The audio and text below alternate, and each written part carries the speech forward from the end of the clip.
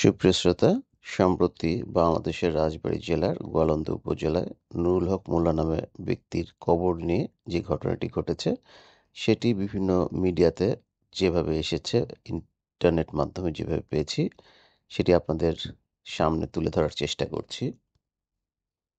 রাজবাড়ীর গোয়ালন্দ উপজেলায় গতকাল ৫ সেপ্টেম্বর সহিংসতায় অন্তত একজন নিহত, শতাধিক মানুষ আহত হয়েছেন।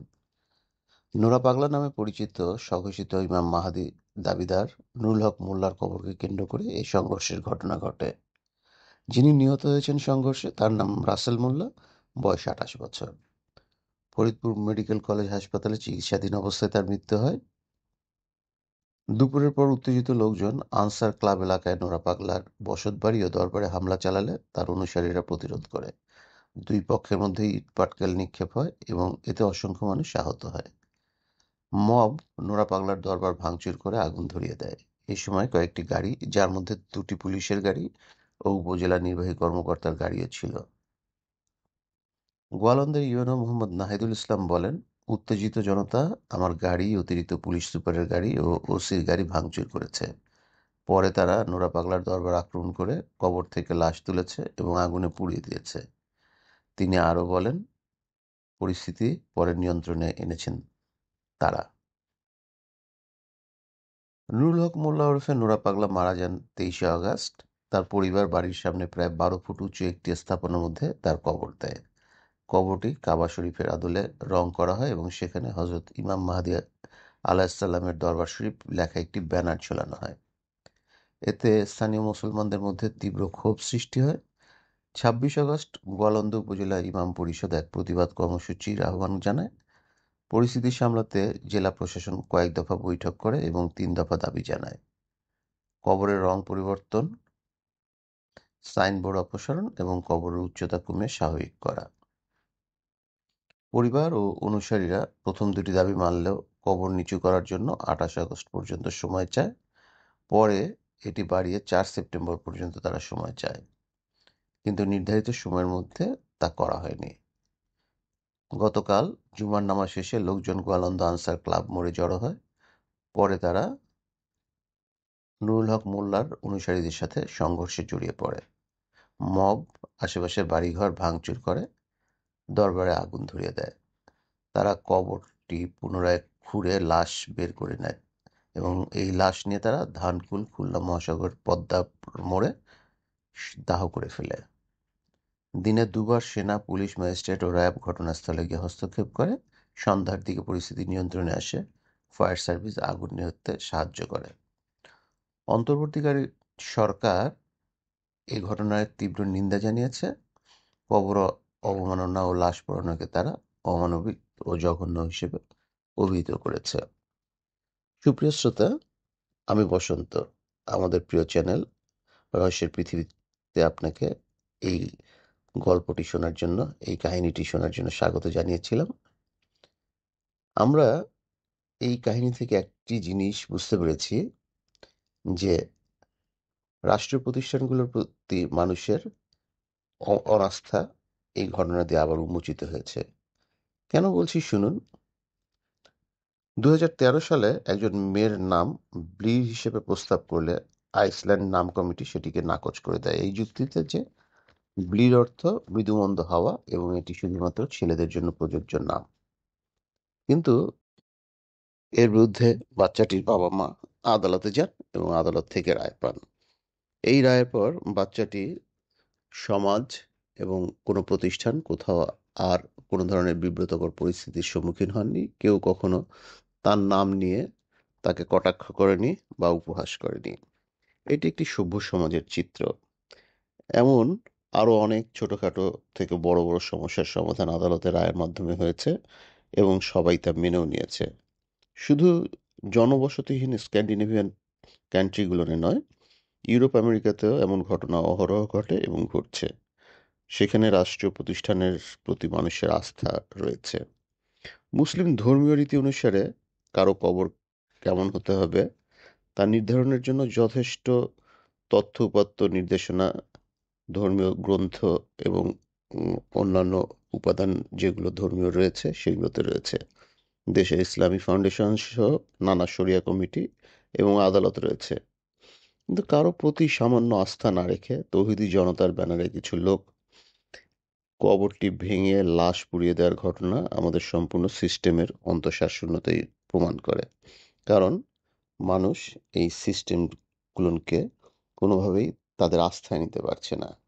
সুপ্রিয় শ্রোতা, আপনাদের কি মনে আছে কয়েক বছর আগে রাজধানীর প্রতিষ্ঠিত একটি স্কুলে একজন মা যখন তার সন্তানকে আনতে গিয়েছিলেন, তখন তাকে ছেলেধরা সন্দেহে গণপিটুনিতে মেরে ফেলা হয়েছিল?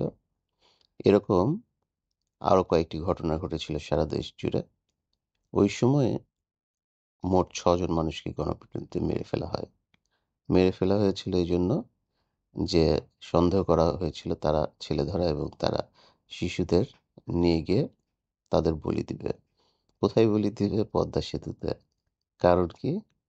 পদ্মা সেতুতে পদ্মা সেতুকে কার্যকর করতে হলে সেখানে মানুষের মাথা বলি দিতে হবে, নরবলি দিতে হবে, এমন একটি রুমার ছড়িয়ে পড়েছিল সে সময়ে। এর পেছনে কারণ অবশ্য অনেকে অনেক কথা বলে।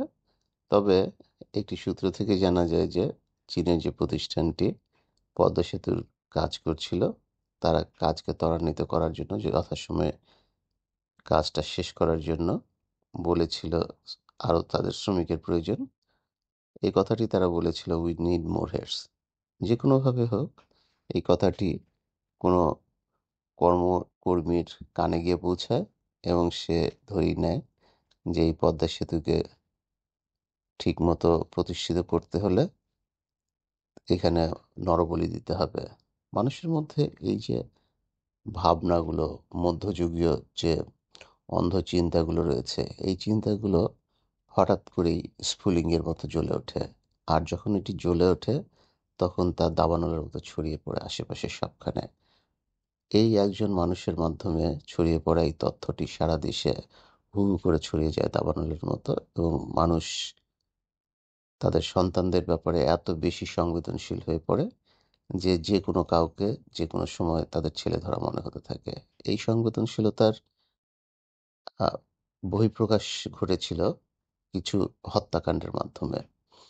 পরে ঢাকার এই প্রতিষ্ঠিত বিদ্যালয়ের একজন শিক্ষার্থীর মাকে পিটিয়ে মারার ঘটনা যখন ফলাও করে প্রচার হয়, মবটি থেমে যায় এবং মানুষ তাদের ভুল কিছুটা বুঝতে পারে।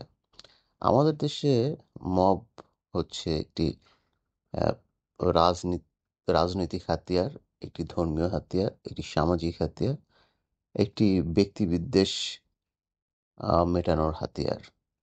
আমরা জেনে শুনে বা না বুঝে শুনে মবের অংশ হয়ে দাঁড়াই এবং অনেক সময় মবের শিকার হয়ে যাই। আমাদেরকে মনে রাখতে হবে যে যে কোনো সমস্যার সমাধানের জন্য রাষ্ট্রীয় প্রতিষ্ঠান রয়েছে। রাষ্ট্র প্রতিষ্ঠানগুলো যতই ব্যর্থ হোক না কেন, এদেরকে সক্ষম করার জন্য আমাদেরকে আরও ভূমিকা রাখতে হবে। রাষ্ট্রীয় প্রতিষ্ঠানগুলো ব্যর্থ বলে এই প্রতিষ্ঠানগুলোকে পায়ে ঠেলে দিয়ে নিজের হাতে সব সমস্যা সমাধানের দায়িত্ব তুলে নিলে পরে তা কখনোই সঠিক পন্থা হতে পারে না। কারণ আমরা ব্যক্তি হিসেবে, গোষ্ঠী হিসেবে রাষ্ট্রের ঊর্ধ্বে না। আমরা যখন নিজেকে রাষ্ট্রের ঊর্ধ্বে ভেবে কোনো কিছু করব, তার ফলাফল কখনোই শুভ হতে পারে না। আমরা অনেক সময় মবের অংশ হিসেবে নিজের নিয়ন্ত্রণ নিজে রাখতে পারি না। নিজের ইচ্ছেতে সবকিছু করতে পারি না। মবের অংশ হিসেবে আহ, যুক্তিহীনভাবেই অনেক সময় অনেক কিছু করে ফেলি, পরে যেটি আমাদের লজ্জার কারণ হয়ে দাঁড়ায়। মনে রাখতে হবে, সাময়িক উত্তেজনার জন্য করা ভুলের মাসুল অনেক বড় হতে পারে। আপনি মবের অংশ হিসেবে আহত হতে পারেন, নিহত হতে পারেন, পঙ্গু হয়ে সারা জীবনের জন্য অকর্মক্ষম হয়ে থাকতে পারেন। আপনার পরিবার, আপনার সন্তান আপনার উপর নির্ভর করে। আপনি পঙ্গু হয়ে থাকলে, আপনি নিহত হলে তাদের দাঁড়াবার স্থান কোথায় থাকবে বলুন? আপনি আইনগত প্রক্রিয়ার শিকার হতে পারেন, আপনার জেল জরিমানা হতে পারে, দীর্ঘ সময় আপনাকে আদালতের বারান্দায় ঘুরতে হতে পারে। তার চেয়ে আসুন না আমরা একটি প্রক্রিয়া তৈরি করার চেষ্টা করি যেখানে রাষ্ট্রীয় প্রতিষ্ঠানগুলোকে আরও বেশি কার্যকর করা যায়। আমরা রাষ্ট্রীয় প্রতিষ্ঠানগুলো যেখানে তাদের দায়িত্ব পালনে অবহেলা করবে, সেখানে আমরা তাদের দলগতভাবে, সমষ্টিগতভাবে তাদের ঊর্ধ্বতন কর্তৃপক্ষের, কর্মকর্তাদের ঊর্ধ্বতন কর্তৃপক্ষের কাছে বিষয়টি তুলে ধরি। আমরা আমাদের রাজনৈতিক প্রক্রিয়াকে আরও স্বচ্ছ করি, আমাদের প্রাতিষ্ঠানিক সেবাগুলোকে জনগণের জন্য আরও নিশ্চিত করার চেষ্টা করি এবং সিদ্ধান্তগুলোকে আরও স্বচ্ছ করার ব্যবস্থা করি। তাহলে আমাদের নিজেদের আইনকে হাতে তুলে নিতে হবে না। আমাদের এমন কোনো পরিস্থিতির মুখোমুখি হতে হবে না যেখানে শুধু আমার প্রাণ সংশয় নয়, আমার সমস্ত পরিবারের প্রাণ এবং আহ, ভবিষ্যৎ নিয়ে আমাদেরকে সংশয়ের মুখোমুখি হতে হয়। ধন্যবাদ সবাইকে, ভালো থাকবেন। আজকে এখানেই রাখছি।